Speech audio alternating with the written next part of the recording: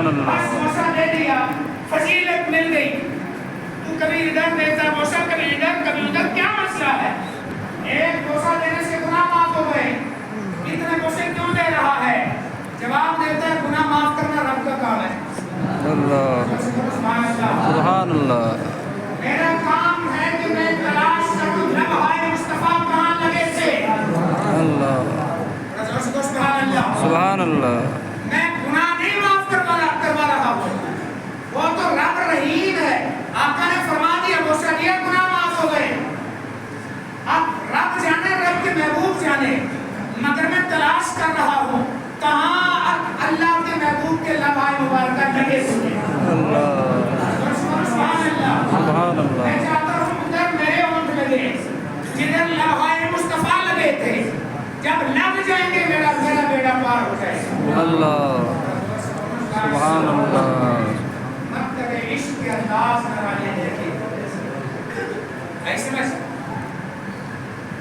اللہ نے پیدا کیا ہے, یہ اس کا کرم ہے, دیندار بنایا ہے. سبحان اللہ سبحان اللہ سبحان اللہ سبحان اللہ. کرتا ہے جناب, اس سے وہ ہر اس کے وہ بندہ باہر نکلتا ہے. مالک ہے اس کا بندہ, چاہے تو بچپن میں کاٹے, چاہے اس کو پکنے دے کاٹے, کوئی روک ٹوک ہے نہیں, فوراً روک ٹوک ہے نہیں ہے, بندے اس کے ہیں. اگر اللہ تبارک و تعالیٰ قہر فرما دے جہنم میں ڈالے تو پوچھ سکتا ہے جی مالک ہے نا, اور مالک ہے نا, تو پوچھ سکتا ہے نہیں. اگر رحم کر کے اپنے آقا کو غلام بنا کے جنتی بنا دے تو یہ اس کی طرف نوازی ہے نا. سبحان اللہ. اسی طریقے سے حج ہے, حج رب قبول فرمائے تو اس کی مرضی ہے. عاشق کہتے ہیں قبول فرمائے تو اس کی طرف نوازی, نہ قبول فرمائے تو اس میں ہماری کوتاہیاں ہیں, کمیاں ہیں, ہم حج کے احکام نہ پورے کر سکے. بھائی حج کرنے والوں, حج کرنے کے لیے جاتے ہو تو قدمین مصطفیٰ کو تلاش کرو. سبحان اللہ.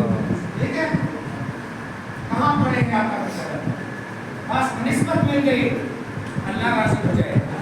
اور اللہ امام مالک رضی اللہ تعالیٰ عنہ مدینہ المنورہ مکہ المکرمہ میں پہنچے, وقت ہو گیا ہے. چندے والے آپ سے لکھ رہے ہیں آخری بات عرض کر کے بس نماز کی طرف بڑھتے ہیں. جب مکہ اور مدینہ کی سرزمین پر پہنچے, جناب تاریخ والے لکھتے ہیں امام مالک کو سبحان اللہ سبحان اللہ. بہت بڑے امام ہیں.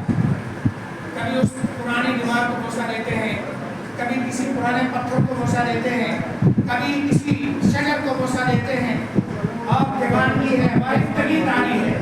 ٹھیک ہے جی, ایک بندہ آگے بڑا پوچھتا ہے امام صاحب آپ تو مقتدار ہی ہو, یہ کیا حالت بنا رکھی ہے, دیواروں کو کیوں بوسہ دیتے ہو؟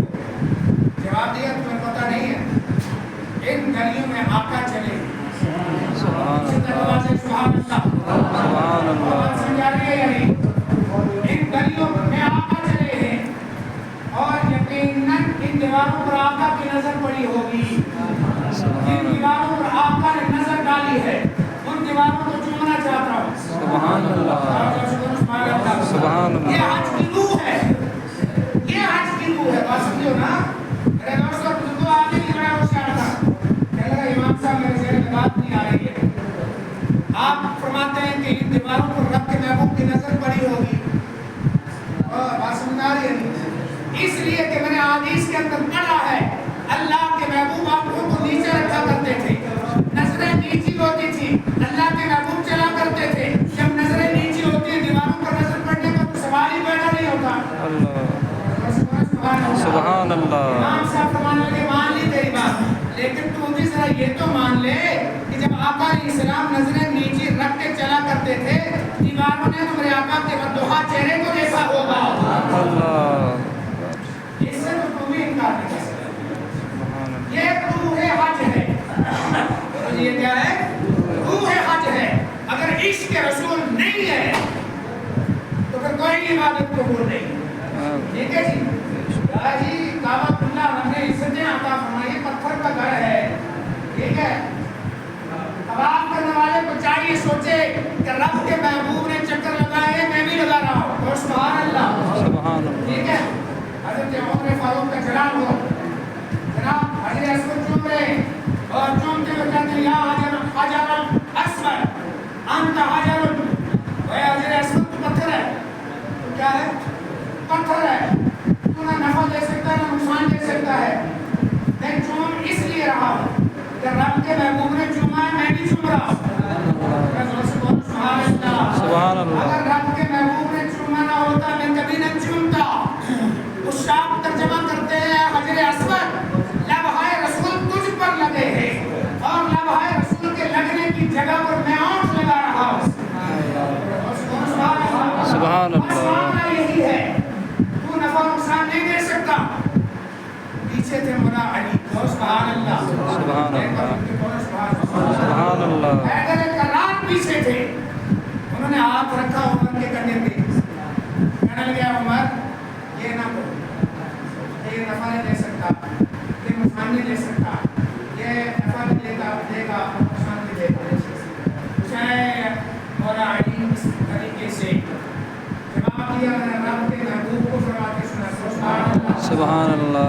قیامت کا دن ہوگا، اللہ تبارک و تعالیٰ حجر اسود کو دو آنکھیں عطا فرمائے گا، لسان عطا زبان عطا فرمائے گا، اور قیامت کے دن رب کی بارگاہ میں یہ پکار کے کہے گا مولا چومنے والے سب تھے مگر وہ چوما جس نے وہ مومن، وہ ادھر چوما جس نے وہ منافق، مولا وہ ایمان والا ہے وہ منافق ہے۔ وہ بات سمجھو نہیں، چومنے سے رب نے اس پتھر کو علم دے دیا، چومنے والے کے ایمان کا پتہ چل گیا، چومنے والے کے نفاق کا بھی پتہ چل گیا۔ سبحان اللہ۔ اور حدیث پاک میں تو اور بھی الفاظ بڑے عجیب ہے کہ حجر اسود کہنے کا مولا یہ مومن تھا، یہ کافر تھا، حالانکہ کافر تو جا نہیں سکتا، لیکن کفر کی بعض قسمیں ہیں، کلمہ گو بھی بعض وجوہات کی وجہ سے کبھی تنقیص رسالت کر کے کبھی تنقیص الوہیت کر کے کافر ہو جاتے ہیں۔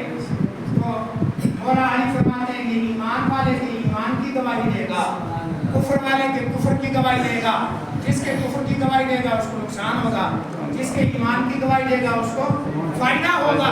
اب پتہ چلا جانے والے سب ہیں مگر برابر کامل نہیں ہوتے ہیں۔ اللہ ایمان عطا فرمائے، اللہ تبارک تعالیٰ ایمان عطا فرمائے، پھر حج کا سفر عطا فرمائے۔ اللہ رب العزت کی بارگاہ میں دوبارہ تعالیٰ سب کی ایمان کو قبول فرمائے۔ اور تقریباً 2-4 منٹ اوپر ہو گئے، مولا کریم اس اوپر کا بھی سرا عطا فرما اور سب دلوں کو قبول فرما، پریشانی کو دور فرما۔